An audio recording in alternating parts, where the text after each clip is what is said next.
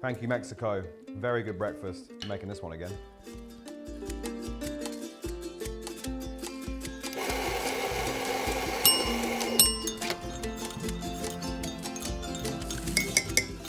Welcome back to Breakfast Time. For our next episode, we are off to Mexico. We're making chilaquiles. You had that before? Very nice. Very, very tasty. Basically a bowl of fried tortillas, corn tortillas. Correct me if I'm wrong down there, but traditionally it's fried tortillas soaked in a warm salsa, either roja or verde, so red or green. Follow me, I'll show you how to do it. There's some nice little garnishes on top, some radish, some avocado. Because it's the morning time and we want to be quick. Breakfast should never take you very long to make, I don't think. So braising short ribs is a bit of a red flag. So what I'm going to do is use this, my pressure cooker, which is a new thing in my life. I've actually only recently just got one, and my God, I love it. I used it to make this chicken stock, and this might be the best chicken stock I've ever made in my life. I actually got the recipe off a lady called Sarah Gavigan. We'll put the link down in the description. It's called peitan. It's basically like a really amazing, fatty, rich chicken stock, but it's like a brick. You could build a house with this, it's crazy. I'm gonna speed everything up. These short ribs are gonna cook in like 45 minutes. Watch this. It starts like any other kind of braise, so we're gonna get some flavor on the short rib. So I'm gonna preheat my pan. So we basically are building a pretty classic braise. Right, hot pan, olive oil. You know the drill. So, this is a bone-in short rib. I think cheeks are my favorite. I can't call these my favorite because they're not. But after cheeks, a short rib is just one of the best things you can braise. So a bit of salt, straight in. Pressure cookers are always a little bit of a funny shape. They're always like a lot taller than they are wide. This short rib is absolutely clapped. Whoever butchered that and sold it to me, fuck you. Look at that! Shocking. But we're gonna cook it anyway. No waste here. Crazy business. We can fit them all in, happy days. Nestle them in, get them searing. Short rib chilaquiles. It's a fun word to say, I like it a lot. Right, get them on, get them nice and brown. Multitasking. So, they're browning. This is a nice sweet onion. Everything's gonna go into the pressure cooker quite chunky. Like that. That's literally all I need to do. Because we're really just trying to infuse, we're not making like a bolognese or anything, we just want to infuse the salsa with flavor. We've got one fresh jalapeno. Just gonna cut that in half, like that. So some garlic. Gonna leave that whole, like that. Just a little squash and a peel. What's going to give this sauce some nice body are these tomatoes. So just going to cut these. These will be cooked to an absolute oblivion by the time we're done.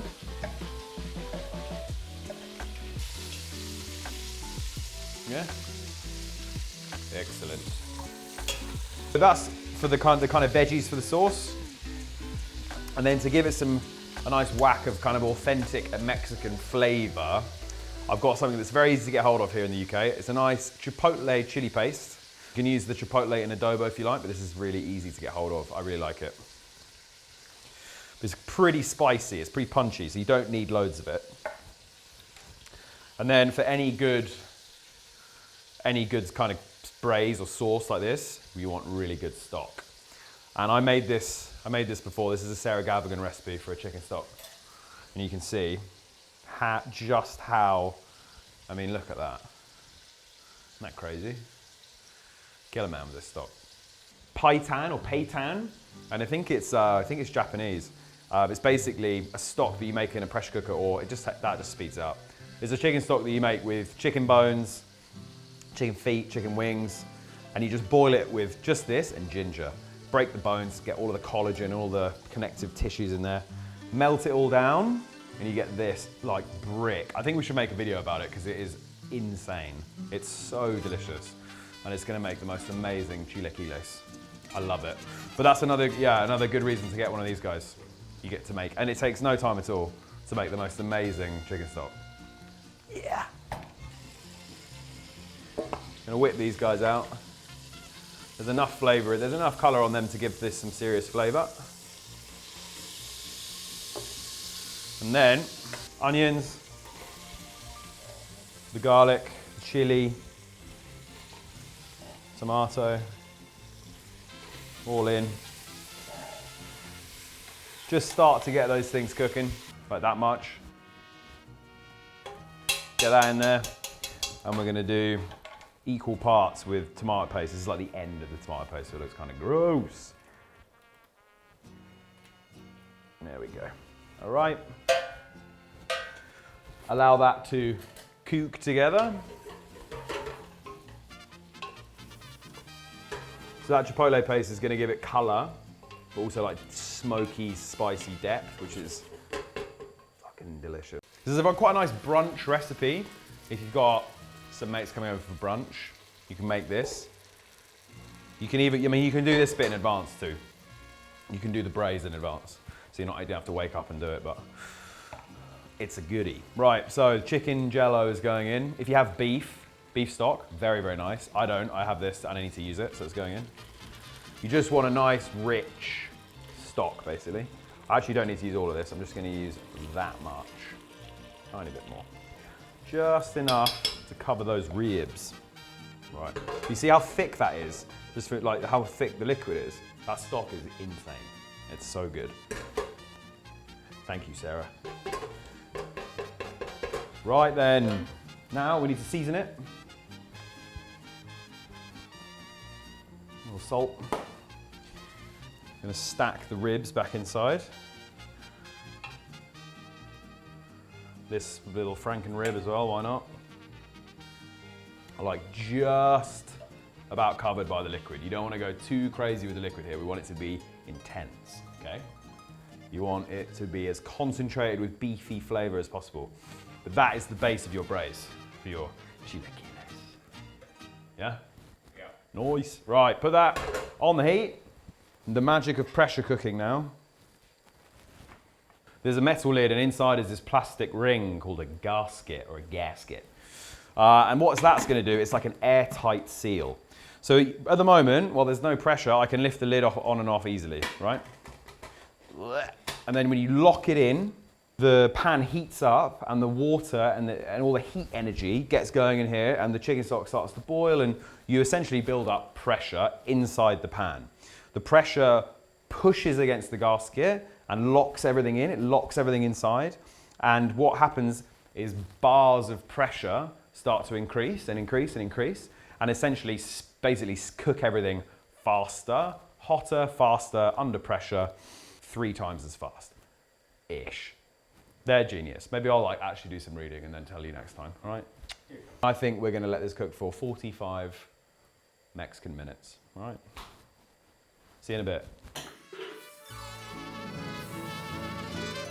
So this is kind of, you can dealer's choice, you can have whatever you like. I've got some more fresh jalapeno fresca, some lime, some avocado, a little bit of feta, which is very similar to a Mexican cheese called queso fresca.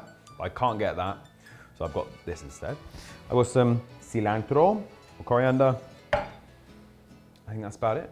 So we'll get, basically just gonna cut to montage of me cutting this, cut this up.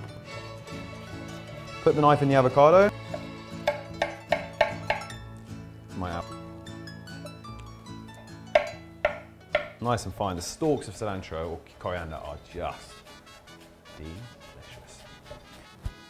Oh, God. The juice of half a lime. Yeah.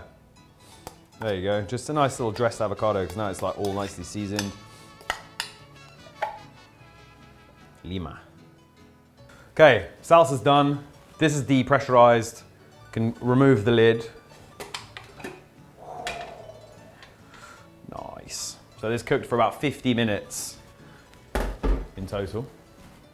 Super tender, short rib meat. Very nice. I'll whip that out. You can see that I just take my little tong and just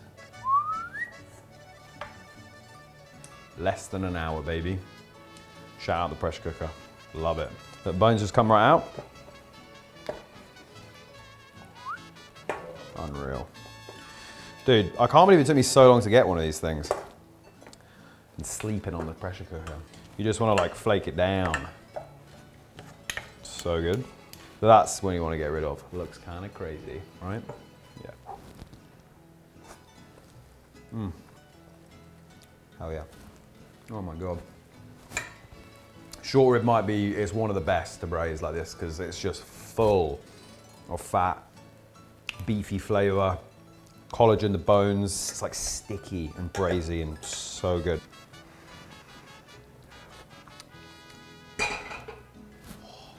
Very good. So you could do this with a jug blender if you like, but if you've got one of these little immersion stick blenders, much easier. Just gonna blend it, this beef back through the salsa.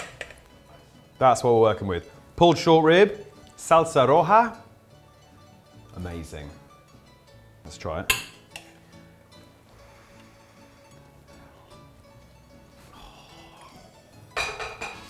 Time to cook some eggs. Just gonna do enough to fill the bowl, so I'm just gonna try some in the bowl. Maybe like that many.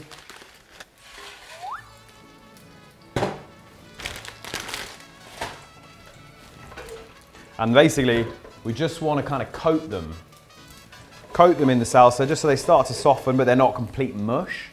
Just stir these guys through. So you got chips, short rib, salsa, and now fill your bowl up.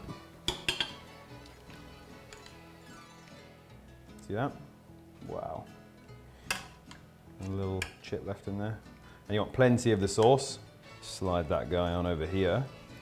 Radish. Some chillies, a little bit of the coriander, some of this, which is the queso fresca, but it's basically just feta, because I can't get the other one. Over the top. Mexican food is it's very colorful. A little bit of the avocado as well. And then I think really the best way to eat it is just to kind of smash it all up. Get in there, maybe a little lime wedge, squeeze the lime. Break the yolk. Just kind of mash it up a bit.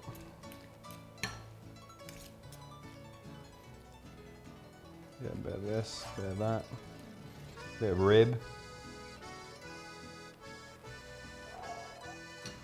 Seeing that? You getting that? Look at that. Let's put a chili on it. Oh boy, breakfast time.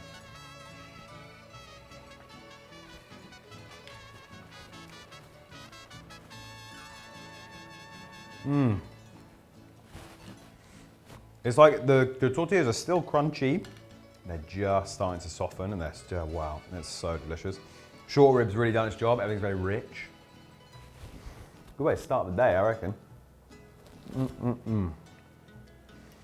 Cool, home run, I reckon. Thank you, Mexico. Very good breakfast. I'm making this one again. So the spice, we put in the chipotle, we put in a whole jalapeno, we got fresh on the top, but it's not really, really turbo spicy. It's like warm, savory, smoky, and like pretty civilized for breakfast, I'd say. You don't want anything that's gonna like blow your socks off.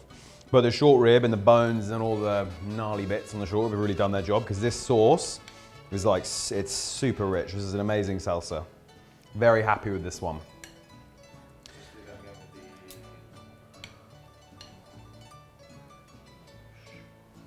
Yeah. Do you know what I could do on this? A little pickled onion. That'd be quite nice. But I'm happy. I'm gonna have this. I'm gonna eat this whole bowl. I'll see you later.